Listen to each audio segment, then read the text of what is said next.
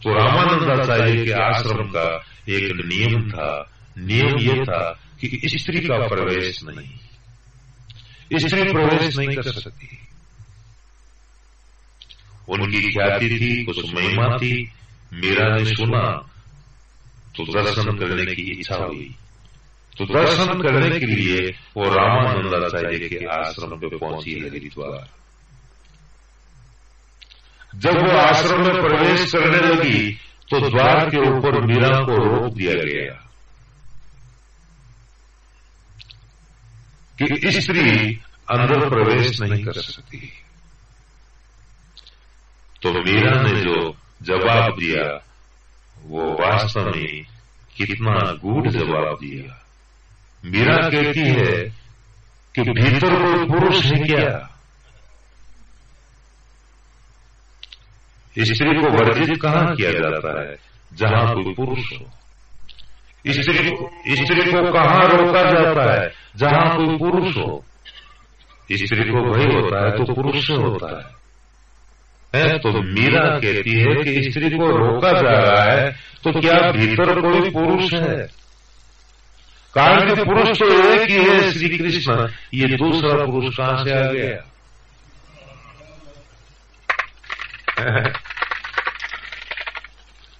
इसका नाम अनन्यता है। जब ये संदेश लेके वो सेवक अंदर गया और रामानंदाचार्य को कहा कि मेवाड़ से कोई भक्त मीरा बहन आई है, और उसने ये जवाब दिया है कि भीतर कोई पुरुष है क्या? तो जब जो व्यक्ति एक ग्रंथि को लेके बैठा है कि कोई पुरुष होता है और कोई स्त्री होती है, जब पुरुष और स्त्री दो होते हैं तो भेद तो होगा ही। कारण कि पुरुष पुरुष है और स्त्री स्त्री है, भेद अपना आप ही है। और जब तक भीतर में ये ग्रंथि है कि शायद स्त्री प्रवेश कर गई तो पता नहीं क्या खतरा हो जाए, कुछ गड़बड़ हो जाए। भाई यही होता है, अपने भीतर के भाई को बचाने के लिए बाहर बोर्ड लगाना पड़ता है कि स्त्री प्रवेश नहीं कर सकती।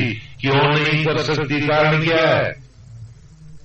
तुम अपनी कमजोरी का दाग स्त्री पे क्यों लगाते हो?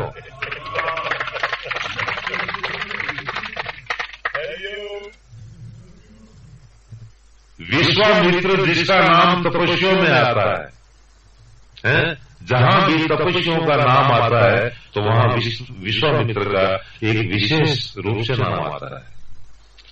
अब वो तपस्वी विश्वामित्र तपस्या में बैठा है, घोर तपस्या में बैठा है, और देवलोक की एक अप्सरा मेनका आके और अपने जो है जो माया का जो जाल फैला रही है, और उसमें विश्वामित्र फिसल गया, विश्वामित्र फंस गया। विश्वामित्र जो है वो अपने लक्ष्य से भटक गया। अब इसमें जो दोष दिया जाता है कि मेनका ने विश्वामित्र को डिगा दिया, पथभ्रष्ट कर दिया। अब कितनी गलत बात है, कितनी विरोधी बात है। कोई ये समझने की कोशिश नहीं करता अगर विश्वामित्र के भीतर वासना का अगर बीज होता नहीं तो एक नहीं हजार मेनका उसको प्रभावित नहीं कर सकती। मनुष्य स्वयं धोखा खा जाता है कि मैं वासना से मुक्त हो चुका। कारण की वासना इतनी सूक्ष्म होती है कि वो केवल धोखा ही ज्यादा देती है, इसलिए ज्यादा अपने आप के ऊपर भी भरोसा करने की जरूरत नहीं है। कारण कि ये इतना जो और कॉन्फिडेंस होता है अपने आप के ऊपर कि बस हम तो हो ही गए, तो बस समझ लो कि अब धोखे खाने की तैयारी है, अब कहीं भी ठोकर लग सकती है।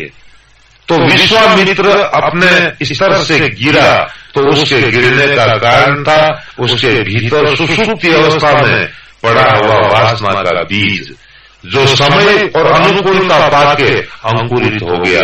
उसमें मेनका का कोई दोष नहीं है। तो मीरा ने कहा कि जब ये रामानंदाचार्य ने सुना तो वो स्वयं बाहर आया, बाहर आके मीरा के दर्शन करे किए और अपना अहोभाग्य समझा कि आज मेरी ग्रंथि खुली, मैं जिस ग्रंथि को लिए गया था। जैसे सुखदेव भाग रहे हैं जंगल की तरफ, पीछे वेदव्यास जी जा रहे हैं कि रुक जाओ, जंगल में मत जाओ। तो मार्ग में एक जलाशय आता है, पानी का तालाब आता है। तो उस जलाशय में गोपियां निर्वस्त्र होकर स्नान कर रही है। सुखदेव तालाब के बाजू से होके गुजर रहा है, गोपियां बड़ी मस्ती से स्नान कर रही हैं, कोई हरकत नहीं, कोई किसी प्रकार का कोई भय नहीं। पीछे पीछे वेदव्यास जी आ रहे हैं। जब वेदव्यास जी को आते हुए देखा तो सब गोपियां पानी से फटाफट बाहर निकली और अपने आप को कपड़ों से ढक लिया। वेदव्यास जी ने देखा, वेदव्यास को विचार हुआ कि जो युवा था, जो अभी पास से गुजरा, ये गोपियां स्नान कर रही थी, जिसे भय होना चाहिए था, तो वहां इसको कोई भय हुआ नहीं। जहां शर्म आनी चाहिए थी वहां इनको शर्म हुई नहीं। और मैं इतना वयोवृद्ध, इतना ज्ञान वृद्ध, जहां मेरे से कोई भय लगने की डरने की कोई आवश्यकता नहीं, वहां ये सब बाहर निकल के और अपना आप को कपड़ों से वस्त्रों से ढक लिया। मुझसे भय लगा, एक संशय हो गया। बेटे के पीछे भाग रहे हैं, बेटे को पकड़ने के लिए, बेटे को भूल गए, संशय में अटक गए और वहां दौड़ना बंद किया और गोपियों के पास आके पूछा कि जिससे भय लगना था उसे लगा नहीं, जिससे लगने की जरूरत नहीं उससे भय लगा, इसका कारण क्या? तो वहां गोपियों ने भी जो जवाब दिया है, वो जवाब भी वेदव्यास को भी चक्कर में डाल दिया, वेदव्यास को भी विस्मृत कर दिया। गोपियों ने कहा कि जो लड़का इस समय पहले भागा उसको पता ही नहीं है कि स्त्री क्या होती है और पुरुष क्या होती है, शर्म करूं किससे, भय करूं किससे, अपने आप को बचाऊं किससे? उस अवस्था में जब साधक पहुंच जाता है तो उसके बाद में उसका जो मृत्यु जिसको हम कहते हैं, पुनरागमन जिसको कहते हैं, वो पुनरागमन केवल जन्म और मृत्यु का ही वाचक नहीं है। जीवन मुक्त आत्माएं भी आती हैं, वो भी जन्म लेती हैं। जरूरी है उनका जन्म लेना। अगर जीवन मुक्त आत्माएं जन्म न ले तो संसार का उद्धार हो ही नहीं सकता, कोई संसार का मार्गदर्शक बन ही नहीं सकता। जीवन मुक्त आत्माओं के जन्म लेने में हेतु होता है केवल लोकहित, लोक कल्याण। वो केवल लोक कल्याण के लिए जन्म धारण करती हैं, जिसे हम अवतार कहते हैं। किसी भी अवतार को देख लो, कोई भी अवतार अपने लिए नहीं आया, कोई भी अवतार पुरुष अपने लिए नहीं जिया। उन्होंने केवल समाज के लिए, जन कल्याण के लिए, संसार के लिए, प्राणी मात्र के लिए किसी मर्यादा को स्थापित किया, किसी लीला को स्थापित की, किसी सिद्धांत को स्थापित किया। तो जीवन मुक्त अवस्था को जब कोई साधक प्राप्त हो जाता है फिर वापिस नहीं आता। तो शिष्य के भीतर, किसी मनुष्य के भीतर जब जानने की ये जिज्ञासा हो, जब जानने की ये भूख हो कि मुझे सत्य कहाँ जानने को मिलेगा, तब उसके भीतर किसी एक ऐसे महापुरुष की, किसी एक ऐसे आप्त पुरुष की, किसी एक ऐसे अनुभव सिद्ध पुरुष की, जो उस सत्य का साक्षात्कार कर चुका हो, जो उस सत्य के बारे में सही सही रास्ता बता सकने में हो, ऐसे महापुरुष की खोज होती है जिसे सद्गुरु कहते हैं। तो यहां जनक को अष्टावक्र के रूप में एक सद्गुरु की प्राप्ति होती है भगवान की कृपा से। जिस संशय में जनक उलझा हुआ था, जिस संशय में जनक भटक रहा था, जिस जनक ने अपने सभासदों के सब विद्वानों के सामने ये प्रश्न रखा था कि सत्य क्या है, स्वप्न सत्य है या जागृत अवस्था सत्य है, मगर जनक को कहीं संतोषजनक जवाब मिला नहीं। जब अष्टावक्र वहां आते हैं तो अष्टावक्र उसके प्रश्न को हल करते हैं, उसके संशय का समाधान करते हैं। अष्टावक्र कहते हैं कि राजन, न स्वप्न सत्य है न जागृत सत्य है। स्वप्न और जागृत का जो साक्षी है वो सत्य है, बाकी कुछ भी सत्य नहीं है। जब जनक का संशय हटा, जब जनक संशय से मुक्त हुआ, तब अष्टावक्र के प्रति उसके चरणों में उसका अहोभाव पैदा हुआ, उसके भीतर एक शिष्यत्व का भाव जागा। देखो, किसी भी वस्तु को जानने के लिए, कुछ भी पाने के लिए कुछ खोना पड़ता है, कुछ देना पड़ता है, अपने आप को समर्पित करना पड़ता है। भगवद गीता की शुरुआत होती है अर्जुन के शोक और मोह से। जिस समय अर्जुन के रथ को दोनों सेनाओं के बीच में खड़ा किया जाता है, उसके आदेश से अर्जुन आदेश देता है कि हे कृष्ण, हे केशव, मेरे रथ को दोनों सेनाओं के बीच में खड़ा करो ताकि मैं ये देख सकूं कि मुझे किन से युद्ध करना है, किस किस के साथ मुझे जिंदगी और मौत का फैसला करना है। भगवान कृष्ण आदेश का पालन करते हैं क्योंकि सारथी है, तो महारथी का आदेश पालन करना ही पड़ता है। दोनों सेनाओं के बीच में जब रथ को खड़ा किया और अर्जुन वहां चारों तरफ देखता है तो शब्द काम कर रहा है। देखो कि जीवन के प्रत्येक क्षेत्र में जो शब्द का महत्व है बड़ा कीमती है। शब्द जितना महत्वपूर्ण है, शब्द जितना प्रभाव डालता है, उतना कोई भी प्रभाव नहीं डालता। अगर दो भाइयों के बीच में दुश्मनी हो जाए और कोई तीसरा तटस्थ व्यक्ति अगर कहे, एक भाई से कहे कि देख तेरे सामने तेरा भाई आ रहा है, तो देखने वाला अपने भाई को देखेगा। कारण कि संकेत मिला है भाई को देखने का, सूचना जो मिली है वो मिली है भाई को देखने की कि देख भाई आ रहा है। दुश्मन है, दुश्मनी का भाव है, वो स्वयं उसको दुश्मनी के रूप में ही देख रहा है, मगर तीसरा व्यक्ति कह रहा है कि देख अपने भाई को देख, तो देखने वाला भाई को देखने लग जाता है। जब वो भाई को देखेगा तो केवल भाई दिखाई देगा, उसके भीतर जो छिपा हुआ दुश्मन है वो अदृश्य हो जाएगा, केवल भाई दिखाई देगा। और जब भाई देखने लग जाएगा तो बैर करेगा किससे, दुश्मनी होगी किससे, बदला लेगा किससे, कारण तो वहां तो भाई है। और जब वो ये कहे कि देख तेरे सामने दुश्मन आ रहा है, अपने दुश्मन को देख, तो देखने वाला केवल दुश्मन को देखेगा, चाहे भाई आ रहा हो। उस समय उसको भाई दिखाई नहीं देगा, उसको केवल दुश्मनी दिखाई देगा, जिससे दुश्मनी लेनी है, जिससे बदला लेना है। तो यहां भगवान श्री कृष्ण अर्जुन से कह रहे हैं कि हे अर्जुन, अपने इन कुरुवंशियों को देख,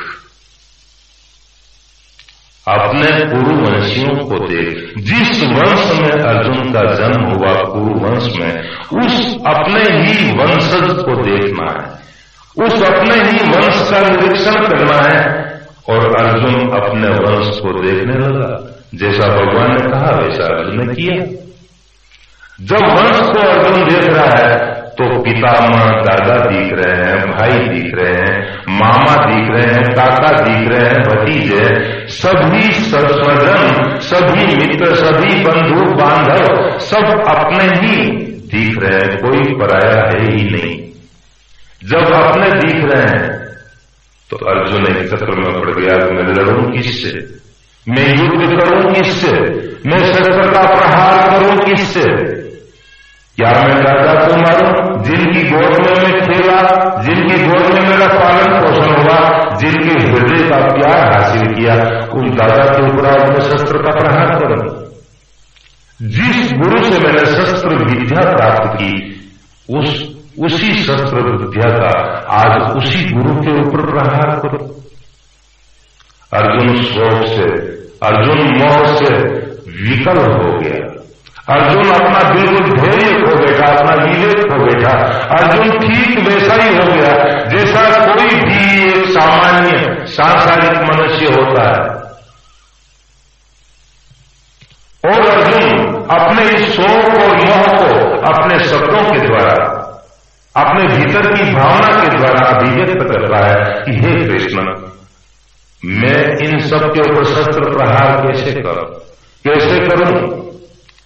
मेरा शरीर शिथिल होता जा रहा है, मेरी शक्ति क्षीण होती जा रही है, मेरे हाथ से गांडी छूट रहा है, मैं खड़ा होने में भी समर्थ नहीं हूं। ये स्थिति जो अर्जुन की होगी वो शोक और मोह की वजह से हुई।